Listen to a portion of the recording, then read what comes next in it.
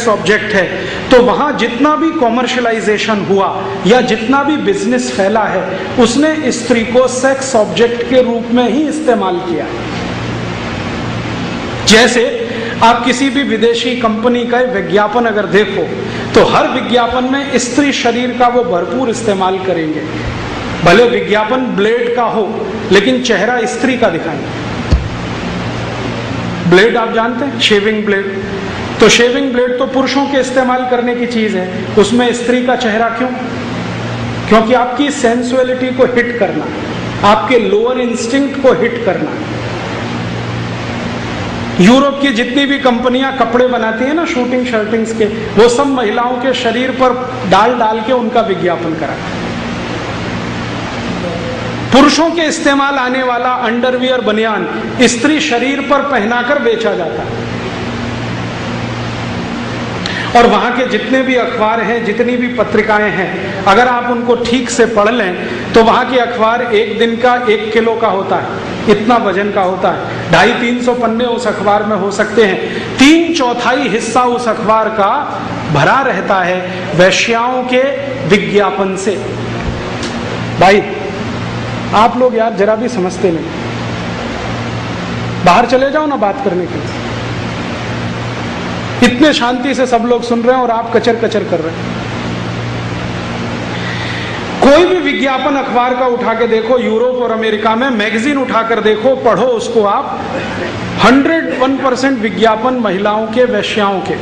मेरा फिगर इतना है, ब्रेस्ट इतना है, लोअर पार्ट इतना है, आप आइए फोन पर संपर्क करिए। यूरोप के अखबार हो या अमेरिका के। और उनकी हेडलाइंस भी अखबारों की कुछ इसी तरह की होती है। डायना आज स्विमिंग पूल में उसके साथ गई नहाने के लिए, वो नेशनल न्यूज हेडलाइन। हाँ, नेशनल न्यूज। डायना मर गई तो हेडलाइन भी मर गई। इस तरह की स्थिति है। अखबार हो, मैगजीन हो, पत्रिकाएं हो, भरी पड़ी है। फिर वहां के जो टेलीविजन चैनल हैं, वो जो सीरियल्स बनाते हैं, वो भी स्त्री को सेक्स ऑब्जेक्ट के रूप में ही रख के काम करते हैं। अब हिंदुस्तान में क्या हुआ, हमने उनके टीवी चैनलों के सीरियल की नकल करनी शुरू कर दी, हमने उनकी मैगजीन की नकल करनी शुरू कर दी, उनके अखबारों की नकल करनी शुरू कर दी। तो इस देश में भी सीरियल बनने लगे। सास भी कभी बहू थी, घर घर की कहानी, तेरी मेरी कहानी, कहीं किसी रोज, पता नहीं क्या क्या नाम, एक ही थीम, एक्स्ट्रा मैरिटल अफेयर्स। सभी सीरियल का एक ही थीम, एक्स्ट्रा मैरिटल अफेयर्स। हर सीरियल में किसी की पत्नी किसी के पति के साथ भाग गई, किसी का पति किसी दूसरी की पत्नी के साथ भाग गया, कोई पुरुष 3 स्त्रियों को फंसाना चाहता है, कोई स्त्री 10 पुरुषों को फंसाना चाहती है। जो यूरोप और अमेरिका का कचरा है वो हमारे टीवी सीरियलों में घुस गया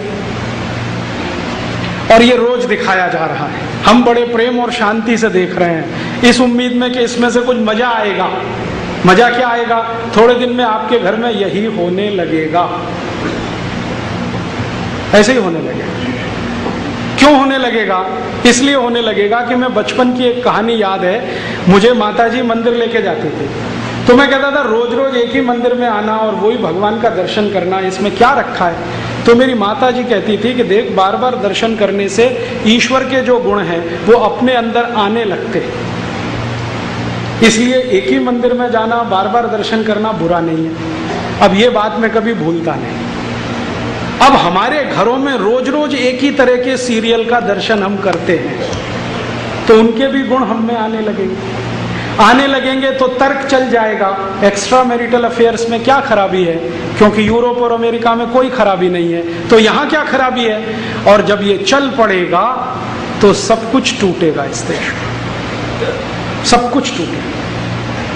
यूरोप और अमेरिका में तो परिवार है नहीं, तो टूटने के लिए कुछ है नहीं, वो तो पहले से ही टूटा हुआ है। यहां व्यवस्थित परिवार है, ये टूट गया तो सब टूट जाएगा। और हमारे यहाँ आज हिंदुस्तान में स्त्रियों के प्रति जो हिंसा बढ़ रही है, बलात्कार के केसेस आ रहे हैं, छेड़खानी की घटनाएं बढ़ रही हैं, इनका बहुत बड़ा असर विदेशी दर्शन से है, यूरोपियन फिलॉसफी से है, जो हर सड़क चलती स्त्री को सेक्स ऑब्जेक्ट मानता है। हमारी आंखों में आ गया, और आंखों में आ गया है तो उतर गया शरीर में। तो हमारे आज की पढ़ाई से निकले हुए जो लड़के लड़कियां हैं ना, ये ऐसे ही देखते हैं एक दूसरे को। मैंने किसी कॉलेज में, यूनिवर्सिटी में रक्षाबंधन मनाए जाते नहीं देखा है, वैलेंटाइन डे सब जगह। अब ये रक्षाबंधन नहीं रहेगा और वैलेंटाइन डे सब जगह आ जाएगा तो वो तो सेक्स ऑब्जेक्ट ही होने वाला है ना। अंतिम परिणाम यही निकलेगा।